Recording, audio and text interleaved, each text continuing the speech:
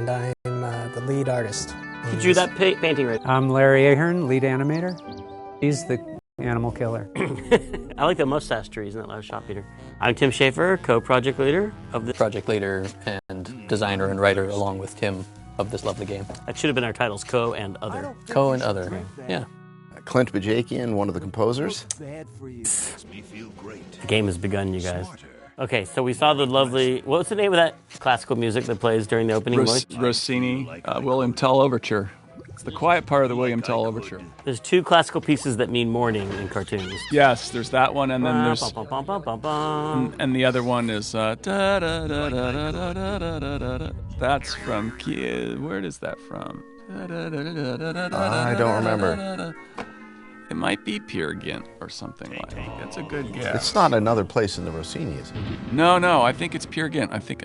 But for that opening scene with the music, we actually got the score and sequenced the ink into the MIDI sequencer. Mm-hmm. That was one of the big panning sequences, like wide pieces of art for the game. The room shot. It was a double room. Mm-hmm. And I noticed there's a poster with an L from Laverne and Shirley on that poster back there.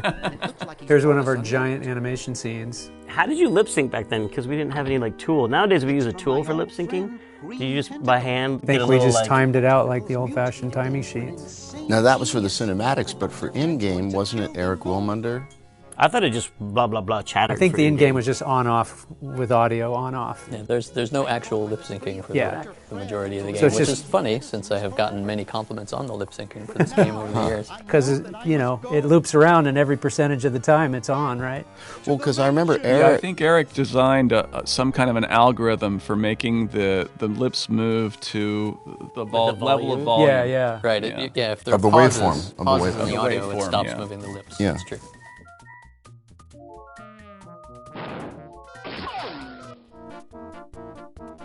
Now these credits were done by Kyle Balda. That's You're right. saying entirely on his internship? Yep. So wait, did we not pay for these credits? Or did we pay for them? He got paid, right? I think so, yeah. He took time. Now this is the first fight I had with Peter McConnell. Do you remember this, Peter? Yes, I was gonna. You were gonna mention that? If you were gonna remember it, because the opening cutscene was too long, and we always had a problem with too long opening cutscenes, and so we were like, let's split it in half and put an interactive sequence. So there's an interactive sequence that's about to start, but I seem to remember it was the wrong time of day for you because it's nighttime outside. It started in the daytime with the mutation scene, then it became nighttime. Right. But then what happened? Then it turned into position in your mind. Yeah, I think mostly I was crabby because we had to the cutscenes and the interactivity required a bunch of programming in iMuse. And I'd finished it one way, and then you changed it to another. And so I think I came up with some sort of artistic argument that had to do with daylight like that. But that's an important thing to learn running a project, to not change things after someone spent hours and hours making something. Well, it was also an important thing to learn not to step way out of your bailiwick and tell the guy who's writing the scene how to write the scene. Oh, there are bailiwicks all over the place in this game.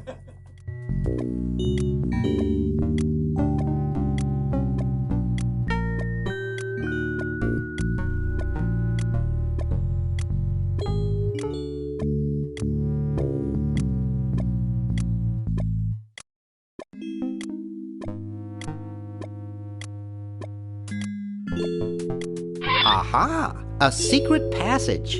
This is all too easy.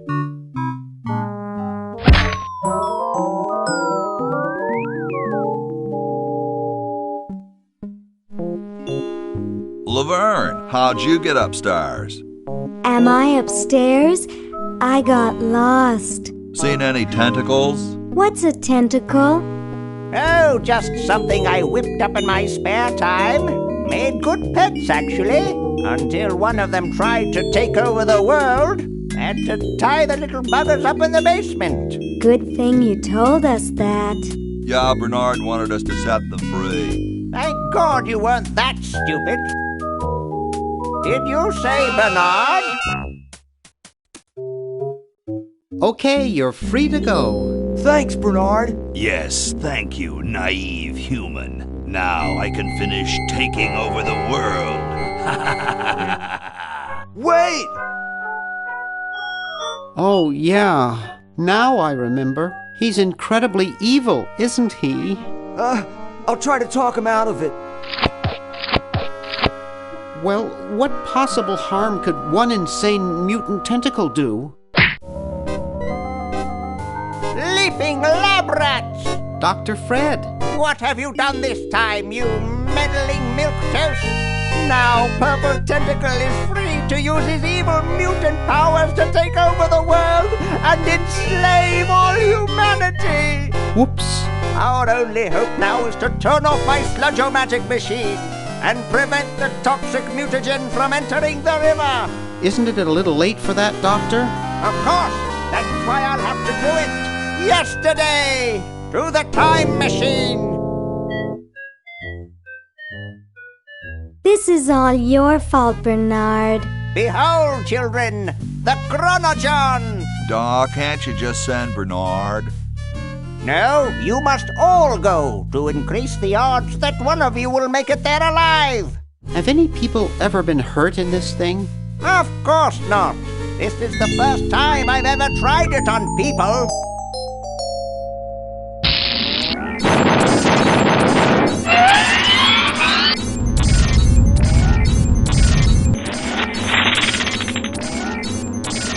Well, I'll be. And then there's the porta potties, vessels. Chronogons. Yep. Chronogons. This, by the way, is an amazing full-screen animation before it was possible to do full-screen animation. And not actually animated. That's all. The background's all color cycling. It's all color cycling. A lost art in the world of. I forgot about that. Now that computers work like they should, you don't have to do that stuff anymore. You know, if you look at Mark Ferrari's website, not that Mark Ferrari worked on this game, but he was a master of color cycling, and he has a whole website where he's done it in a more high-end way. Like with higher res color cycling, he just kept perfecting that to higher and higher resolutions. Yeah, that stuff was crazy. He was into it, and then I think Bill Eakin was the one that inherited the mantle from him when he left. All the lava in Indy 4. Yeah. Mm-hmm.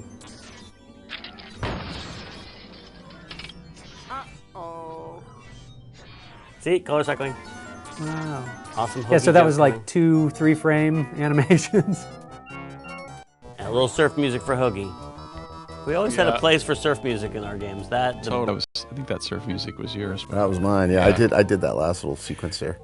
Yeah, you know, the musically, this I believe was the last project that we all worked on. Certainly the last original title that we all worked on together, sort of equally as composers, where there was no lead composer, and we all pretty much panicked and freaked out together. Cheap mail order jewels. What happened to Hoagie and Laverne? I knew I should have bought a real diamond. Are they alive? My dials say that the larger specimen landed 200 years in the past, and the other is stuck 200 years in the future. Well, hurry up and bring them back. I will, as soon as I get a new diamond. Then all your buddies have to do is plug in their respective chronogons and... Plug them in? Where is Hoagie going to find an electrical outlet 200 years in the past? Yes, well, he'll be needing my patented super battery then, won't he? Now, where did I put those patented super battery plans of mine? Plans? How are we going to get Hoagie plans? Don't worry me with details, boy. Just help me find the plans. They're in this house somewhere. Now what am I going to do?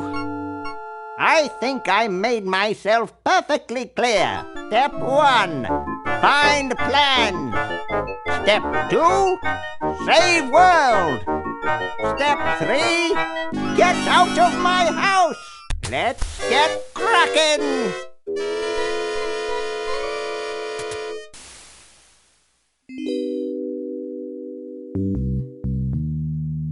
Okay, am I right, or is this is finally the game starting? Like the game, all of that was intro. Right, all that was intro. The game has now finally begun. And then as soon as you walk off screen, we freeze again for another cutscene. Ah, okay, now we're playing. So the original cutscene was like 7 minutes before we added that brief, tiny introduction to...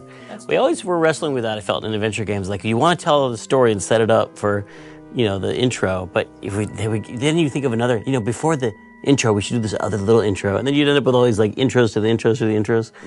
And they get super long. I feel like that's just because we were inexperienced writers. No, I But think some people like that. Some people like that you set the whole stage and then they're interactive, and some people are just clicking and they want to get to it. Yeah, but we never respected those people, to be honest, who just click to get through it. The reality is you guys had a story to tell, and that's the way to set it up and get people invested in it so that when they actually get into the interactive part, they feel invested. And Were these cutscenes escapable back then? Did we? You could, but you'd be so confused if you just started this game. Right. And I do feel like we're asking the player to play a part in this story, and it's mean to make them wait so long before they can. True, but at least they're being entertained. But of course, it's a classic, full of mistakes, but a classic. It won't budge.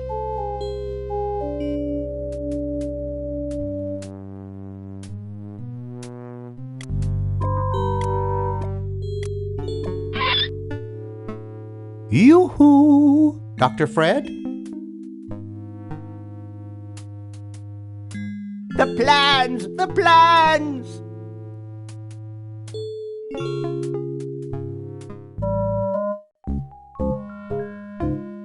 It won't budge.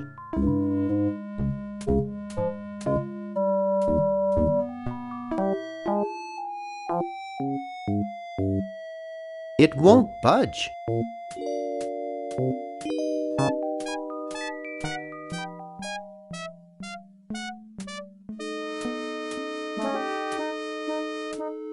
Now, where did Dr. Fred go?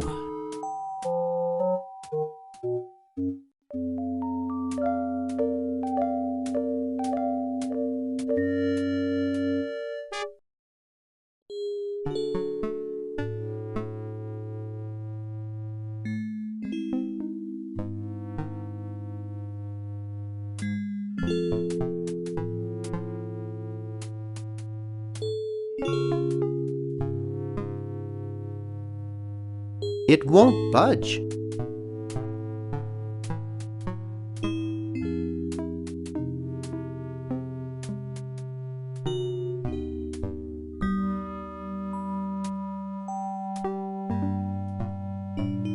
I'd rather not.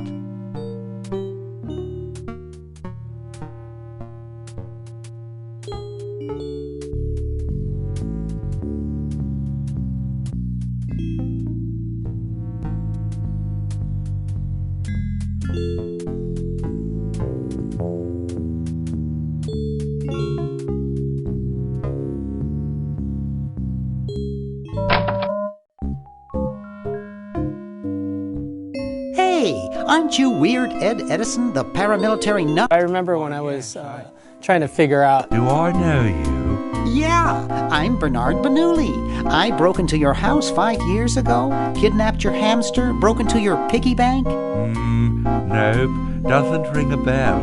But my psychotherapist thinks something traumatic happened to me back then. I remember when I was...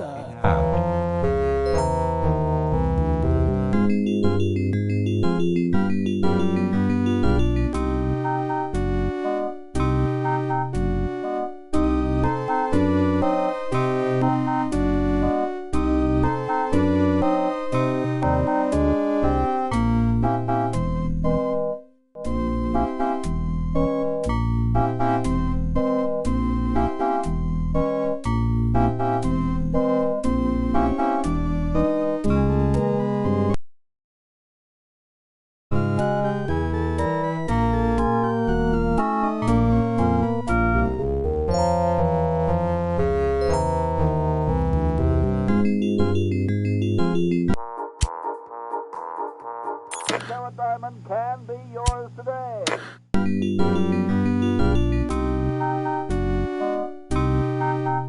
Open up, Ed. Come on, share the pain with Bernie. I'm much better now.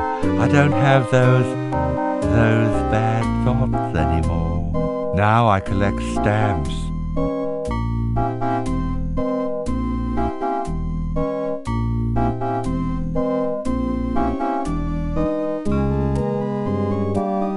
Are all your hobbies this fascinating? I don't have any other hobbies. These stamps are my whole life.